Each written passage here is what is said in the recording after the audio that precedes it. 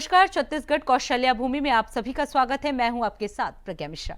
Bulletin की शुरुआत करेंगे बड़ी और अहम खबर के साथ। तो सबसे पहले बात कर लेते हैं छत्तीसगढ़ के 2161 करोड़ के बहुचर्चित शराब घोटाला मामले में पूर्व आबकारी मंत्री कवासी लखमा के खिलाफ ईओडब्ल्यू ने विशेष कोर्ट में लगभग 1200 पन्नों का चौथा पूरक चालान पेश किया है। आपको बता दें, इस चार्जशीट में लखमा की अहम भूमिका का उल्लेख किया गया है। वहीं ईओडब्ल्यू ने बताया कि पूर्व मंत्री कवासी लखमा को आबकारी घोटाले में उनके हिस्से का 64 करोड़ रुपए मिला है, जिसमें से 18 करोड़ रुपए की अवैध धनराशि के निवेश और खर्च से जुड़े दस्तावेजी साक्ष्य भी मिले हैं। शराब घोटाला मामले की जांच में अब तक ये भी पता चला कि पूर्व मंत्री लखमा के संरक्षण में विभागीय अधिकारियों, सहयोगियों और ठेकेदारों के माध्यम से सुनियोजित घोटाले को क्रियान्वित किया गया था।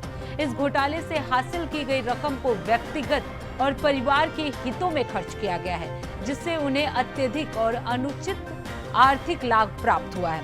अब तक के 3 पूरक अभियोग पत्रों सहित कुल 4 अभियोग पत्र न्यायालय में पेश किए जा चुके हैं। इसके अलावा मामले में 13 आरोपियों को गिरफ्तार किया जा चुका है। आपको बता दें, घोटाला मामले में जांच जो है वो लगातार जारी है।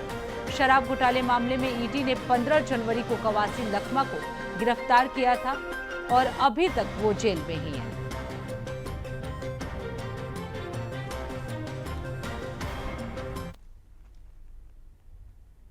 अब रुक करते हैं अगली खबर के। स्कूल खुलते ही शिक्षा को लेकर जहां पालक और अपने बच्चों के भविष्य को लेकर बेहतर शिक्षा दिलवाने का प्रयासरत रहते हैं, वहीं शिक्षा का मंदिर कहलाए जाने वाला विद्यालय भी अब भरसक तैयारी कर बच्चों को शिक्षा देने की प्राथमिक में लग जाता है। इसी के चलते प्राइवेट स्कूलों में अपने अपने हिसाब से ड्रेस, पुस्तकें और अन्य चीजों को लेकर एक लंबा चौड़ा लिस्ट तैयार पालकों को देते हैं, यानी पेरेंट्स को देते हैं, जिसकी व्यवस्था में वो बच्चे के बेहतर भविष्य को लेकर अच्छी शिक्षा दिलाने लगा रहा है। बावजूद इसके बहुत से प्राइवेट स्कूलों की मनमर्जी इतनी बढ़ जाती है कि वो खुद अपना एक अलग सिलेबस तैयार कर लेते हैं। उन किताबों को बाजार में उतारकर उनका बोझ भी सभी पेरेंट्स पर डलवा देते हैं। इसके साथ ही शुरू होता है शिक्षा का व्यवसाय और महंगी महंगी पुस्तकें और कॉपी और दुनिया भर की डिमांड। इन्हीं मनमानी और जबरन शिक्षा को महंगा करने वाले प्राइवेट स्कूलों के खिलाफ अब शिक्षा विभाग द्वारा छत्तीसगढ़ के रायपुर जिले में जिला शिक्षा कार्यालय ने एक आदेश जारी किया है, जिसके अनुसार निजी स्कूलों को केवल एनसीईआरटी और एससीईआरटी द्वारा निर्धारित पुस्तकों से ही छात्रों को पढ़ाना होगा।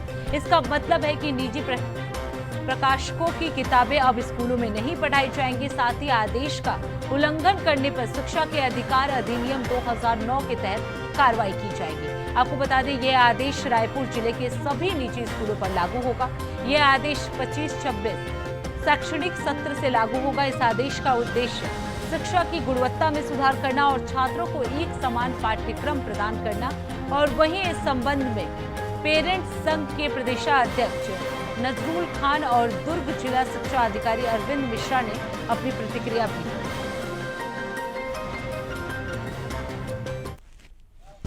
पालक संघ जो लगातार 12-13 वर्षों से शिक्षा के जो बाजारीकरण के खिलाफ में आंदोलन कर रहा है, तो मैं समझता हूं कि सरकार भी भलीभांति इससे परिचित है हमारे आंदोलन से। और इसके पहले जो 5 साल कांग्रेस की सरकार रही है, उन्होंने तो शिक्षा माफियाओं को इस तरीके से छूट दे रखी थी कि जितना लूट सकते हो लूट लो। तो मेरा कहना है, ये लूट बंद नहीं हो रहा है, इसमें सरकार की विफलता है। मतलब सरकार सीधे तौर पे चाहती है कि लोग अनपढ़ रहें और प्राइवेट पब्लिकेशन की जो किताबें चलाई जा रही हैं, इसका तो कोई प्रावधान ही नहीं है। क्योंकि जब स्कूलों को मान्यता दी जाती है, तो मान्यता की शर्तों में है ये कि, और इसी शर्त पे मान्यता इनको मिलती है कि इस तरीके की मतलब ना अनैतिक क्रियाकलापों में ये शामिल नहीं रहेंगे। तो ये क्या है, शिक्षा एक जो किताबें 500 की किताबें जो बच्चे जिससे पढ़ाई अपनी पूरे साल भर की पढ़ाई कर सकते हैं, उन किताबों की कीमत 5-5 हज़ार रुपये वसूली जा रही है। तो निश्चित तौर पे शिक्षा को महंगा करने का और शिक्षा को आम आदमी तक पहुंचने न देने का एक बहुत बड़ा ये अपराध है, और इसके खिलाफ में सरकार को चाहिए कि कड़े से कड़े कदम उठाए।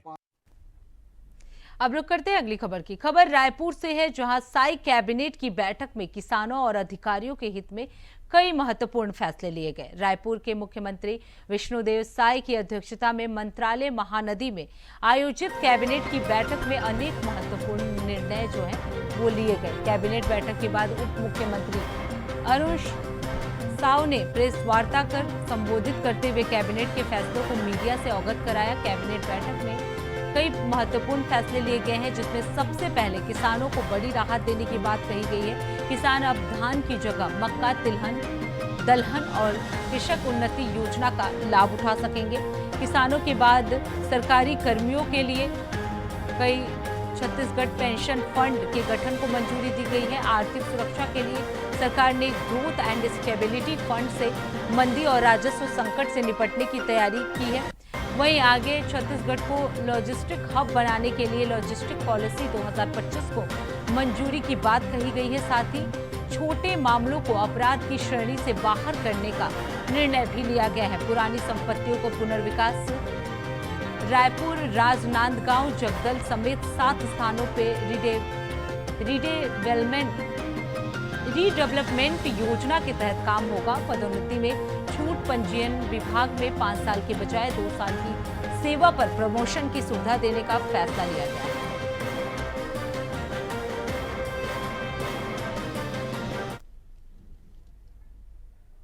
अब रुक करते हैं अगली खबर की। रायपुर रेलवे मंडल में विकास की रफ्तार जो है वो बढ़ने वाली है। आपको बता दें, जीएम के साथ सांसदों की बैठक में यात्री सुविधाओं को और नई ट्रेनों पर हुई अहम चर्चा के दौरान छत्तीसगढ़ रेलवे के भविष्य को लेकर महत्वपूर्ण बैठक की गई है।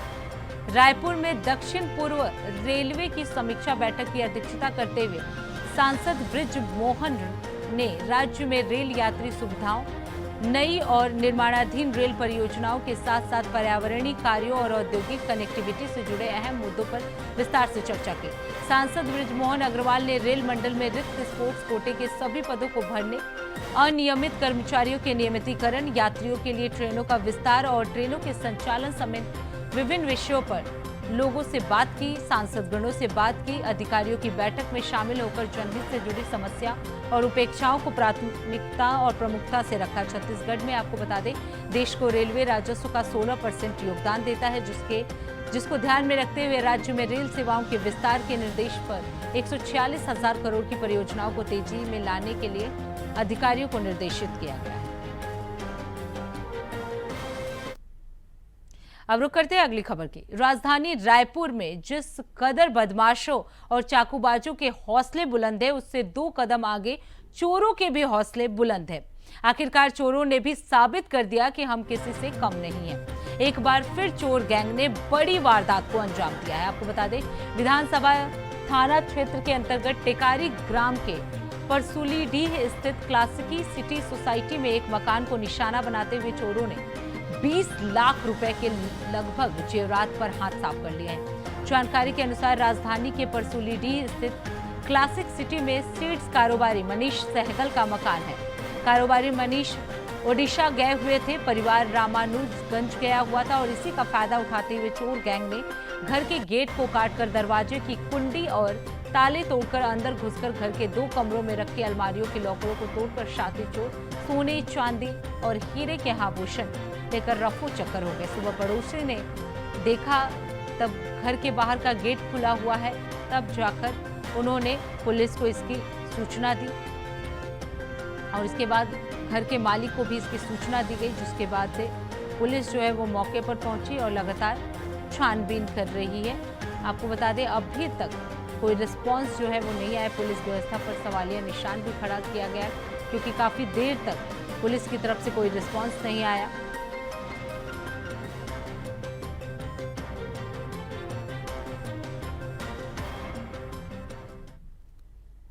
वहीं इस खबर पर ज्यादा जानकारी देने के लिए मनोज शुक्ला हमारे साथ जुड़ चुके हैं। मनोज, एक बार फिर से चोरों के गैंग ने एक बड़ी वारदात को अंजाम दिया है। किसके घर पे ये चोरी की गई थी, क्या कुछ जानकारी है?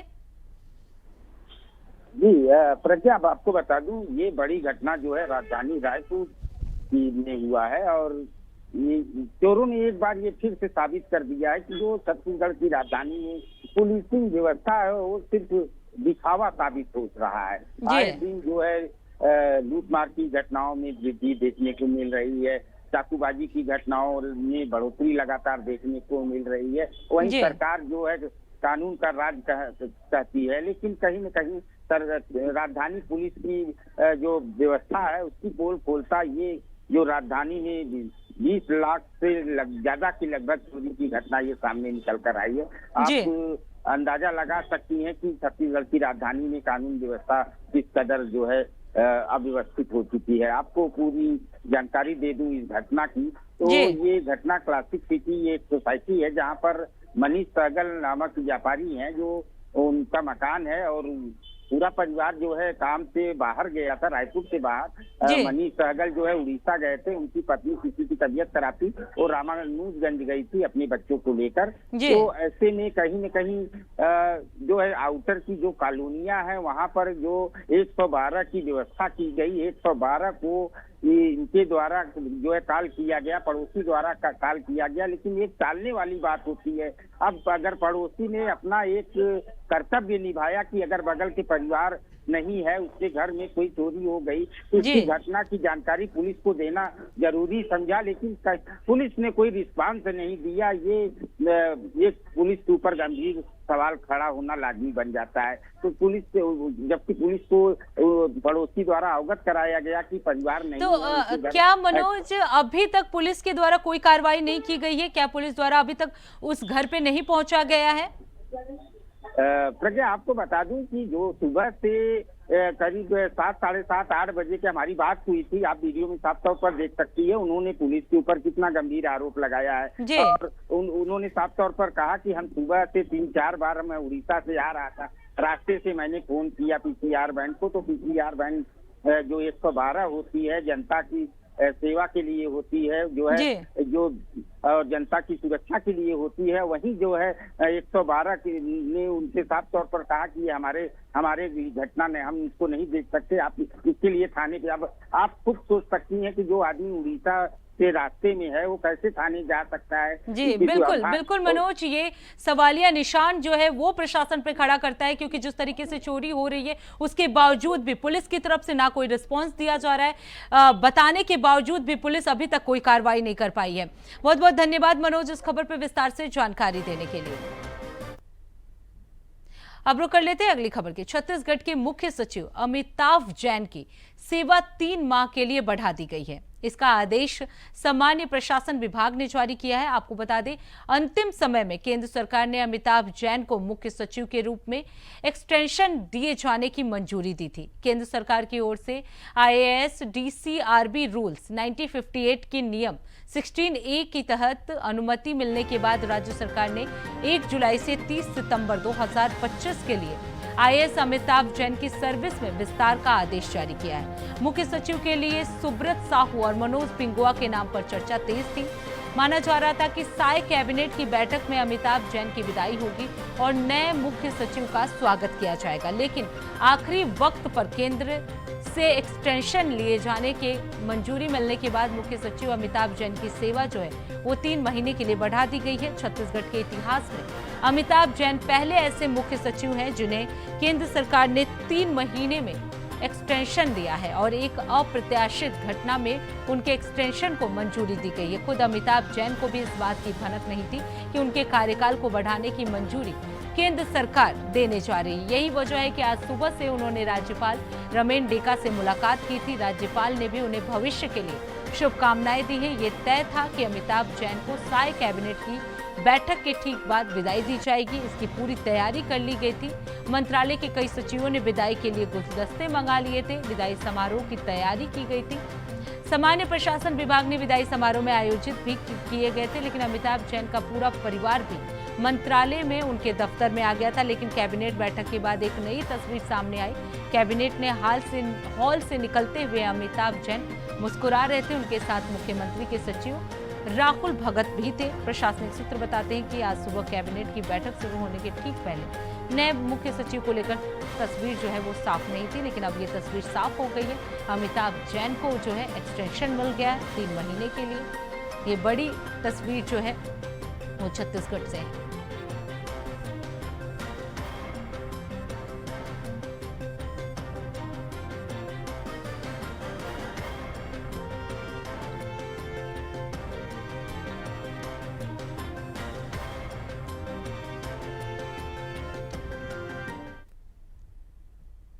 अब रुक करते हैं अगली खबर की। भारत सरकार जनजाति मंत्रालय और छत्तीसगढ़ शासन के आदिम जाति कल्याण विभाग की महत्वाकांक्षी योजना धरती आबा जनजातीय ग्राम उत्कर्ष अभियान के तहत आदिवासी परिवार जो सरकारी योजनाओं से वंचित हैं उनको लाभ दिलाने के लिए विशेष अभियान चलाया जा रहा है। आपको बता दें, आजादी के 78 साल पूरे होने के बाद भी आदिवासी परिवार को योजनाओं का कोई लाभ नहीं मिल रहा था। इस विशेष अभियान कलेक्टर दीपक सोनी के मार्गदर्शन और सीईओ जिला पंचायत दिव्या अग्रवाल के नेतृत्व में जिले के आदिवासी बाहुल्य 46 गांव में विशेष शिविर का आयोजन जो है वो 15 जून से किया जा रहा है। आदिवासी समाज के लोगों को शासकीय योजनाओं से लाभान्वित कर उन्हें आत्मनिर्भर बनाने का कारगर और अभिनव पहल साबित हुआ है। आपको बता दें, शिविर ग्रामीणों और हितग्राहियों के सौगातों से ये पूरा भरा हुआ है। 30 जून 2025 तक 2 गांव और 9 योजनाओं से ये पूरी तरह से कार्य जो है वो संपन्न किया गया। तो आपको बता दें, इस दौरान कई कार्यक्रमों का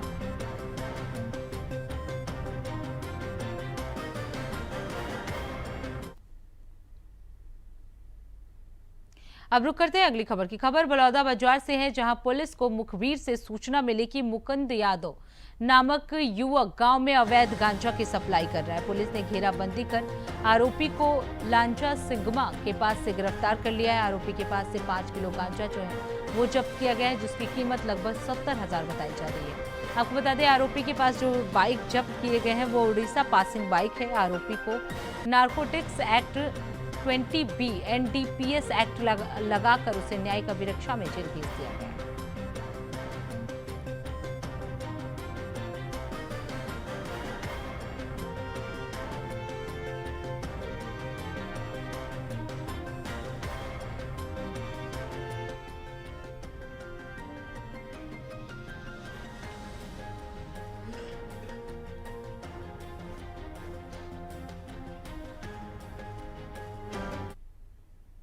अब रुक करते हैं अगली खबर की। उत्तर प्रदेश में यादव समाज के एक कथावाचक के साथ घटित हुई घटना का मामला अब तूल पकड़ता जा रहा है। ये मामला अब उत्तर प्रदेश से निकलकर छत्तीसगढ़ तक पहुंच चुका है। आपको बता दें, कोरबा जिले के यादव समाज के द्वारा राष्ट्रपति के नाम कलेक्टर को ज्ञापन सौंपा गया है। कोरबा जिले में सर्व यादव समाज के लोग भारी संख्या में घंटा घर चौक पे इकट्ठा हुए और रैली की शक्ल में कलेक्टर पहुंच ज्ञापन सौंपा।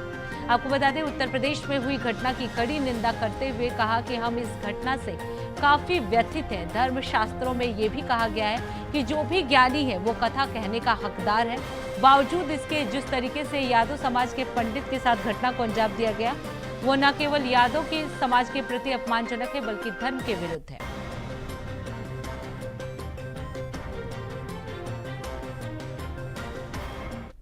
ठीक है, 1 मिनट चुप रहना सब लोग भैया। हल्ला मत करना। 1 सेकंड रुक जाइए, 1 सेकंड रुक जाइए। अच्छा रुक जा, बरोल बोलना।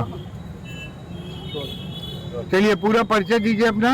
मैं नथुलाल यादव, जिलाध्यक्ष सर्व यादव समाज जिला कोरबा, उत्तर प्रदेश के इटावा जनपद में जो यादव कथावाचक थे उनके विरुद्ध ब्राह्मणों समाज के द्वारा उनके मोड़ दिया गया और उनको रात भर मारपीट किया गया और उनको किसी महिला के पैर में नाक तक रगड़वाए। तो आज हमारा भारत जो है 75 साल आज़ाद हुए हो गया और ब्राह्मणों समाज के द्वारा बोला जाता है कि कहीं पर कोई जात पात नहीं है। तो जात पात जो है आज सामने पूरा दिख गया है। जिसके ऊपर में ज्ञान होता है वह आदमी कथा कह सकता है, ऐसा भागवत में लिखा है।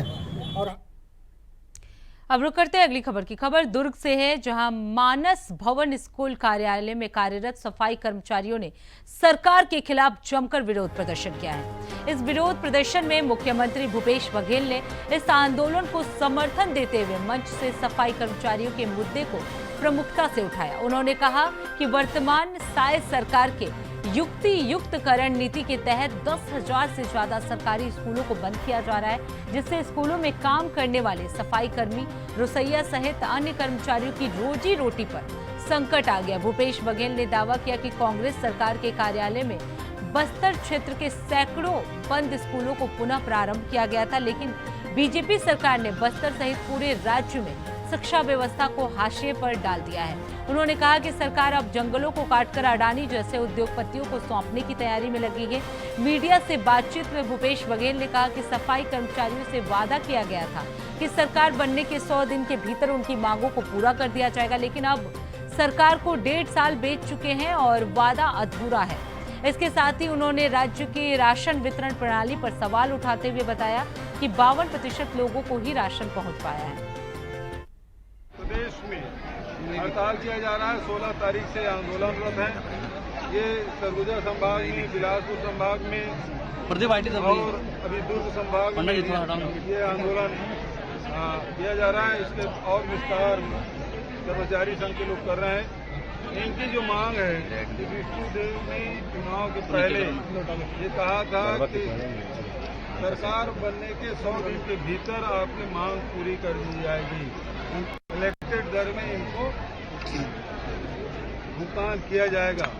आज 1.5 साल से ऊपर हो गया, लेकिन अभी तक के न कर्मचारियों से बात किए हैं, न उस मांग पूरा करने का सवाल ही नहीं।